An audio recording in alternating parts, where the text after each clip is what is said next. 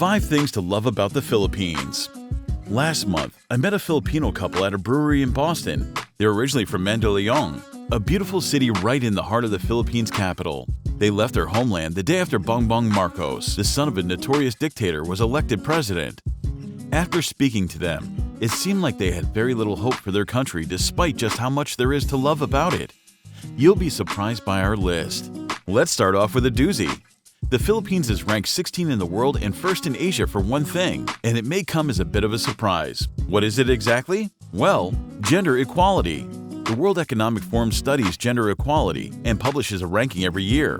The Philippines is actually quite progressive in this aspect, despite their culture and religion being rather conservative as a whole. It even ranked ahead of its former colonizers, Spain and the United States, which were ranked 18th and 43rd respectively. The Filipinos I met were surprised to hear this fact, since abortion and divorce are banned in the country due to the previously mentioned predominant culture and religion. WEF's Gender Gap Index measures gender equality based on the following factors: economic participation and opportunity, educational attainment, health and survival, and political empowerment. The Philippines attained rather high ranks based on these measures. Me and my team spent hours researching and creating this list. We'd appreciate a thumbs up if you like this video. Also subscribe if you're interested about the Philippines in general. And now back to the list. Next, the Chinese are relatively well integrated with their society. Chinese immigrants are stereotypically entrepreneurial and good savers, and thus have disproportionate economic power.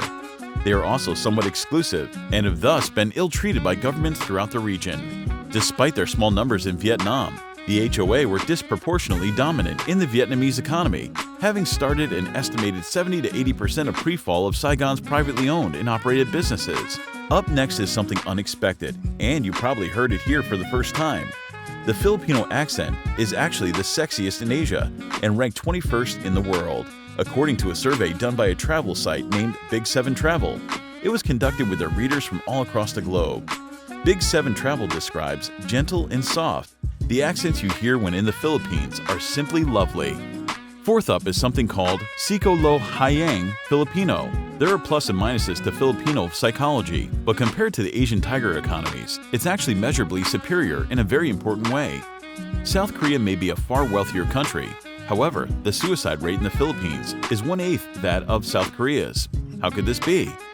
South Korea's high-pressure achievement-oriented society starts in childhood, where 80% of students, in addition to their regular schooling, attend for-profit cram schools.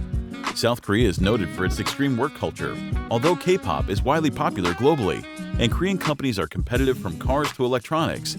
That success comes at a cost. Filipinos, on the other hand, are stereotyped as happy-go-lucky and optimistic about tomorrow. Forbes magazine even rates the Philippines as the 8th friendliest country in the world. I did a quick run back of the napkin calculation. It looked at the Philippines' population annually since 1950 and compared a scenario with South Korea's suicide rate of 0.000212 to the Philippines. The difference is a tremendous 800,000 Filipinos can be grateful to be alive today due to Psycho-Lo-Hayang Filipino. Finally, up last is the fact that Christmas starts in September in the Philippines. This was to attract people to start shopping for Christmas gifts earlier on. Another factor which adds to seasonal cheer is the return of the 2.2 million Filipino citizens who work abroad, according to the Philippine Statistics Authority. Radio stations begin to play English and Filipino Christmas songs as early as September. This is also when decorations such as Christmas trees go up in houses across the neighborhoods. All I Want for Christmas Is You by Mariah Carey suddenly racked in over 300,000 streams on Spotify on the first day of the month, presumably due to this peculiar cultural phenomenon in the Philippines. People begin to practice their Christmas caroling this early on, so that they can sing to their heart's content once the time comes. Not only does the Christmas cheer start early, but many stores offer Christmas discounts in this early period. Some even skip out on selling Halloween decorations entirely, in favor of keeping Christmas decorations up for as long as possible. Well, those are just 5 of the many things to love about the Philippines.